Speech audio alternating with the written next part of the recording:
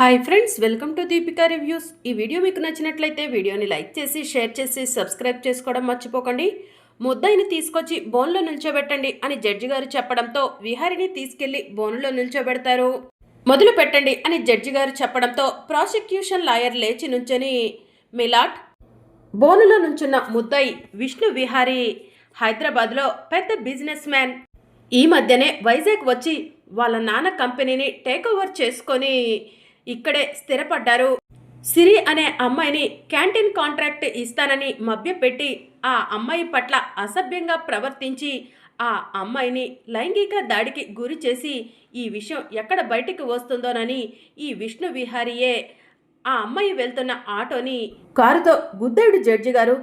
Auto లోయలో పడిపోయి ఆ అమ్మాయి ఆటో డ్రైవర్ అక్కడికక్కడే కాలి బూడిదైపోయారు అని పబ్లిక్ ప్రాసిక్యూటర్ చెప్తూ ఉంటాడు. అబద్ధం జడ్జి గారు, ఇతను అబద్ధం చెప్తున్నాడు. చనిపోయిన సిరిని నేను ఒక్కసారి కూడా చూడలేదు అని విహారీ చెప్తూ ఉంటాడు. మీ తరపున వాదించడానికి లాయర్ లేరా అని చెప్పి జడ్జి గారు విహారీని అడుగుతూ ఉంటారు. ఇతని సంగతి తెలిసి ఏ లాయర్ కూడా ఇతని కేసు వాదించడానికి ముందుకు రాలేదు జడ్జి గారు. అలాంటి దుర్మార్గుడు వీడు, ఆడపిల్లల పిచ్చోడు అని చెప్పి పబ్లిక్ ప్రాసిక్యూటర్ జడ్జి గారికి చెప్తూ ఉంటాడు. అబద్ధం అబద్ధం అబద్ధం, నేను ఆడవాళ్ళ జోలికే వెళ్ళను అని విహారీ చెప్తూ ఉంటాడు. జడ్జి గారు, నా కొడుకు చాలా మంచివాడు, నా కొడుక్కి ఆడవాళ్ళంటే చాలా రెస్పెక్ట్ అని యమున చెప్తూ ఉంటుంది. మీరేమైనా చెప్పాలనుకుంటే బోన్లోకి వచ్చి చెప్పండి అని చెప్పి జడ్జి గారు చెప్తూ ఉంటారు. ఇక యమున బోనులోకి వెళ్ళి నుంచుంటుంది. నా కొడుకు విహారీ చాలా మంచివాడు, ఎవరి జోలికి అంత తొందరగా వెళ్ళడు, ఎవరైనా కష్టంలో ఉన్నారంటే అసలు చూడలేవడు. అలాంటి నా కొడుకు ఆ సిరిని యాక్సిడెంట్ చేసి చంపటం అనేది అబద్ధం జడ్జి గారు అని యమున చెప్తూ ఉంటుంది.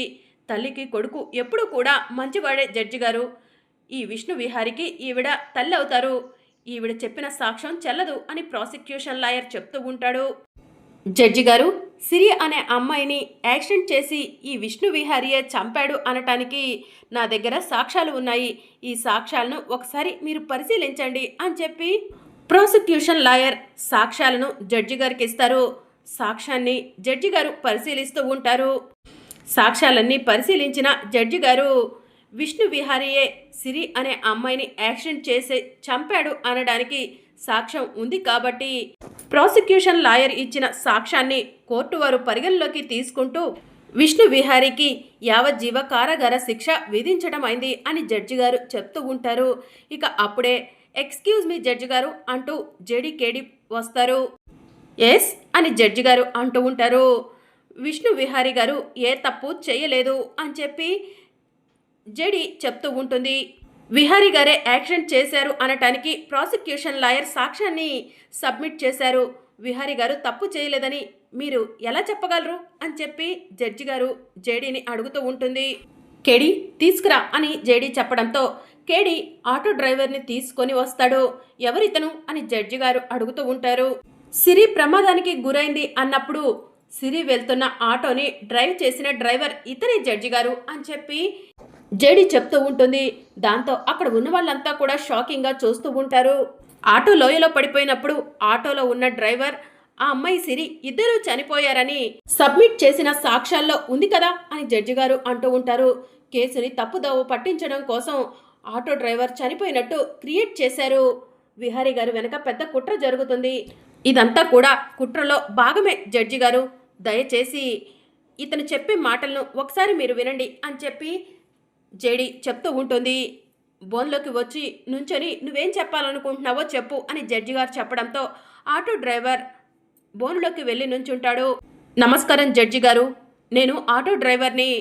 ఒకరోజు నేను నా ఆటో దగ్గర నించొని ఉంటే రాత్రి సమయంలో ఒక అమ్మాయి పరిగెత్తుకుంటూ వచ్చి త్వరగా ఆటో తీయమని అడిగింది. ఎక్కడికి వెళ్ళాలని అడిగాను. తర్వాత చెప్తాను, ముందైతే చాలా స్పీడ్గా ఆటో తీయమని అడిగింది. సరేలే, ఆడపిల్ల ఇబ్బందుల్లో ఉంది కదా అని చెప్పి ఆలోచించి వెంటనే ఆటో స్టార్ట్ చేశాను. ఆ అమ్మాయి చాలా టెన్షన్ పడుతూ నా ఆటోలో కూర్చుంది. నేను ఆటో డ్రైవ్ చేస్తున్నంతసేపు ఆ అమ్మాయిని గమనిస్తూనే ఉన్నాను. ఆ అమ్మాయి మొహంలో భయం కనిపించింది జడ్జి గారు. కాసేపటి తర్వాత ఆ అమ్మాయిని తరుముతూ వెనుక కారులో రౌడీలు కూడా వచ్చారు. తొందరగా పోనివ్వన్నా, రౌడీలు వస్తున్నారు అని ఆ అమ్మాయి నాకు చెప్పింది. నేను కూడా చాలా స్పీడ్గా డ్రైవ్ చేశాను. రౌడీలు చేస్ చేసి నన్ను ఆ అమ్మాయిని ఇద్దరిని కూడా ఆటోలో నుంచి దించేశారు. ఆ అమ్మాయి నోటికి నాకు ప్లాస్టర్ వేసి పక్కకు లాక్కెళ్ళిపోయారు. ఆటోని కావాలనే లోయ పక్కన పెట్టారు. లోయ దగ్గరికి ఒక కారు వచ్చింది. ఆ కారుని రౌడీల కారు డాష్ ఇచ్చింది. ఈ కారు వెళ్ళి ఆటోకి తగలటంతో ఆటో లోయలో పడిపోయింది జడ్జి గారు. ఇక ఆ తరువాత రౌడీలు నా మొహానికి ఆ అమ్మాయి మొహానికి మాస్కులు వేసి రౌడీలు ఎక్కడికో తీసుకెళ్ళిపోయారు. ఇప్పటి వరకు ఈ పోలీసులు వచ్చి నన్ను కాపాడే వరకు నా మొహానికి మాస్క్ వేసే ఉంది. నేను ఎక్కడ ఉన్నానో ఎవరితో ఉన్నానో ఏ విషయం కూడా నాకు తెలీదు. నన్ను కిడ్నాప్ చేసినప్పటి నుంచి నాకు తినటానికి కనీసం ఫుడ్ కూడా ఇవ్వలేదు జడ్జి గారు అని చెప్పి ఆటో డ్రైవర్ చెప్తూ ఉంటాడు. చా, ఇదేంటి విహారికి శిక్ష పడింది అనుకునేసరికి ఈ జేడి కేడీలు వీడిని తీసుకొచ్చారు, వీడు ఎలా దొరికిపోయాడు అని చెప్పి అంబిక ఆలోచిస్తూ ఉంటుంది. ఇక అప్పుడే ఆటో డ్రైవర్ చెప్పిన విషయాలన్నీ కూడా విన్నారు కదా జడ్జి గారు. ఆ అమ్మాయి సిరి కూడా చనిపోలేదు. మా గెస్ కరెక్ట్ అయితే ఆటో డ్రైవర్ని ఎలా అయితే బంధించారో ఆ సిరి కూడా ఎక్కడో ఒక చోట బ్రతికే బందీగా ఉండుంటుందని మేము అనుకుంటున్నాము. దయచేసి విహారీ గారికి శిక్ష విధించకండి. విహారీ గారు ఏ తప్పు చేయలేదు. కాస్త సమయం ఇవ్వండి.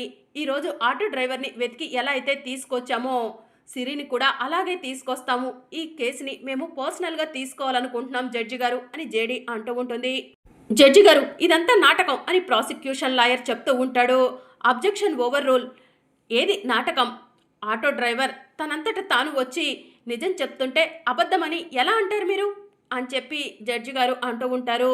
సాక్ష్యాధారాలను పరిశీలించిన మీదట ఆటో డ్రైవర్ బ్రతికున్నాడు కాబట్టి ఆటో డ్రైవర్ సిరి అనే అమ్మాయి కూడా బ్రతికే ఉందని కోర్టు వారికి చెప్తున్నాడు కాబట్టి అతని మాటలను కోర్టు వారు పరిగణలోకి తీసుకుంటూ పోలీస్ శాఖను సిరి ఎక్కడ ఉన్నా కూడా వెతికి పట్టుకోవాలని కోర్టు ఉత్తర్వులు జారీ చేయడం అయింది. విహారీ గారు నిర్దోషి అనటానికి ఆటో డ్రైవర్ సాక్షిగా ఉన్నాడు కాబట్టి విహారీ గారిని నిర్దోషిగా విడుదల చేయటమైంది. అలాగే సిరి అనే అమ్మాయి దొరికే వరకు విహారీ గారు రోజు స్టేషన్కు వచ్చి సైన్ చేసి వెళ్లాల్సిందిగా కోర్టు ఉత్తర్వులు జారీ చేయటం అయింది. ది కోర్ట్ ఈజ్ అడ్జర్న్డ్ అని చెప్పి చెప్పడంతో ఇక అంబిక, సుభాష్ కోపంగా అక్కడి నుంచి వెళ్ళిపోతారు. ఇక విహారీ జేడీ కేడీల దగ్గరకు వచ్చి సమయానికి ఆటో డ్రైవర్ని తీసుకొచ్చి నన్ను నిర్దోషిగా విడుదల చేయించారు.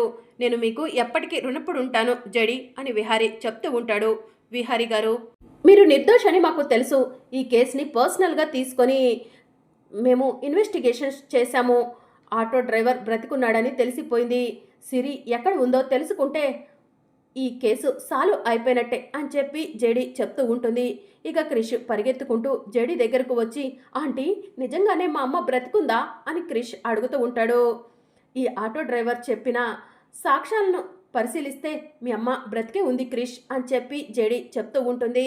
త్వరలోనే మీ అమ్మను నీ దగ్గరకు కూడా చేరుస్తాము క్రిష్, డోంట్ వరీ అని చెప్పి జేడీ చెప్తూ ఉంటుంది. బ్యాట్మెన్, మా అమ్మ బ్రతికే ఉందంట అని చెప్పి క్రిష్ సంతోషపడుతూ ఉంటాడు. అవునరా క్రిష్, మీ అమ్మ సేఫ్గా ఉంటే అంతే చాలు అని చెప్పి విహారీ అంటూ ఉంటాడు. అవును, నిన్ను కిడ్నాప్ చేసింది ఎవరో నీకు తెలుసా అని చెప్పి విహారీ అంటూ ఉంటాడు.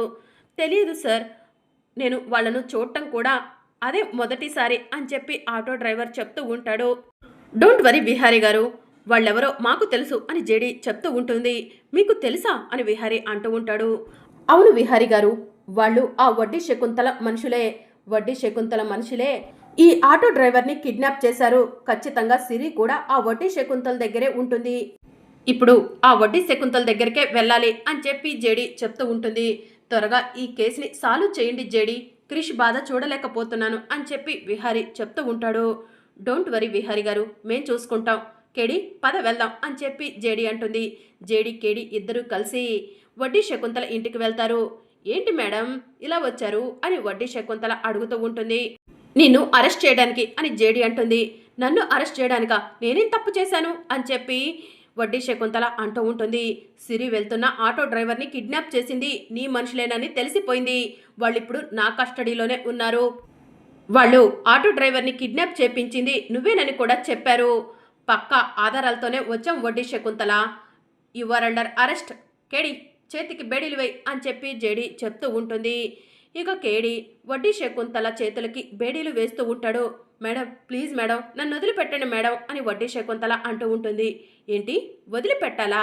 అమాయకులైన ఆటో డ్రైవర్ని సిరిని బంధించి ఎంత నాటకం ఆడావు? విహారీ గారిని ఈ కేసులో ఎందుకు ఇరికించాలని చూశావు? విహారీ గారిపై నీకెందుకు కోపం అని జేడీ అడుగుతూ ఉంటుంది.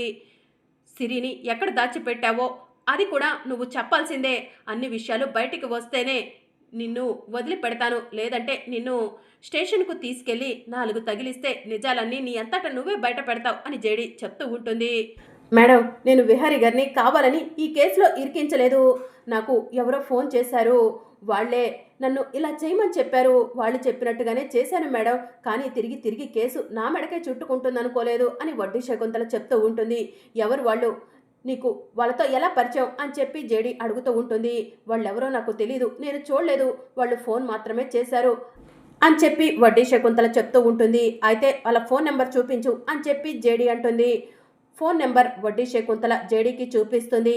కేడి ఆ నెంబర్ని సేవ్ చేసుకో, ఆ నెంబర్ ఎవరా ఏంటా అన్నది తెలుసుకోవాలి అని చెప్పి జేడీ చెప్తూ ఉంటుంది. సరే జేడీ అని చెప్పి కేడి అంటాడు.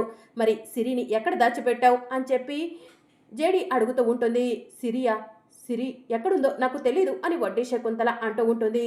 ఆటో డ్రైవర్ని దాచిపెట్టిన నువ్వే సిరిని కూడా దాచిపెట్టావని నాకు తెలుసు. మర్యాదగా సిరి ఆచూకీ చెప్తావా, లేకపోతే పోలీస్ స్టేషన్లో పోలీస్ దెబ్బలు రుచి చూస్తావా అని చెప్పి జేడీ అడుగుతూ ఉంటుంది.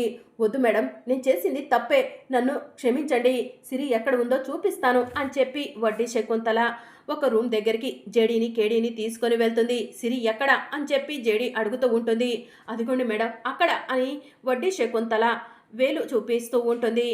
కేడి పద అని చెప్పి జేడీ కేడి ఇద్దరు కలిసి సిరి దగ్గరకు వెళ్తారు. సిరి మొహానికి ఉన్న మాస్క్ని తొలగిస్తారు. జేడీ కేడి సిరిని చూసి ఒక్కసారి షాక్ అవుతారు. ఈ అమ్మాయి సిరి కాదు కదా, ఆర్ట్ గీసిన అతను ఈ అమ్మాయి ఫోటో కాదు కదా గీసింది అని జేడీ అడుగుతూ ఉంటుంది. మేడం నేనే సిరిని అని చెప్పి కనక మహాలక్ష్మి చెప్తూ ఉంటుంది. ఆర్ యు షూర్ అని జేడీ అడుగుతూ ఉంటుంది. అవును మేడం నేనే సిరిని అని చెప్పి చెప్తూ ఉంటుంది. ఇక జేడీ కేడి ఇద్దరూ కలిసి లక్ష్మి చేతికి ఉన్న కట్లను ఊడదీస్తారు. చూడు వడ్డీ శకుంతల, చేసిన తప్పులన్నీ ఒప్పుకున్నావు కాబట్టి నిన్ను ఏమీ చెయ్యకుండా వదిలిపెట్టి వెళ్ళిపోతున్నాము. ఇంకొకసారి ఇలాంటి పిచ్చి పిచ్చి వేషాలు వేశావంటే నీకు పోలీస్ దెబ్బలు రుచి చూపించాల్సి ఉంటుంది. రా సిరి అని చెప్పి జేడీ కేడి సిరిని తీసుకొని వెళ్తూ ఉంటారు. మరి అప్కమింగ్ ఎపిసోడ్లో ఏం జరగనుందో తెలుసుకోవాలనుకుంటున్నారా? అయితే ఛానల్ను సబ్స్క్రైబ్ చేసుకోండి.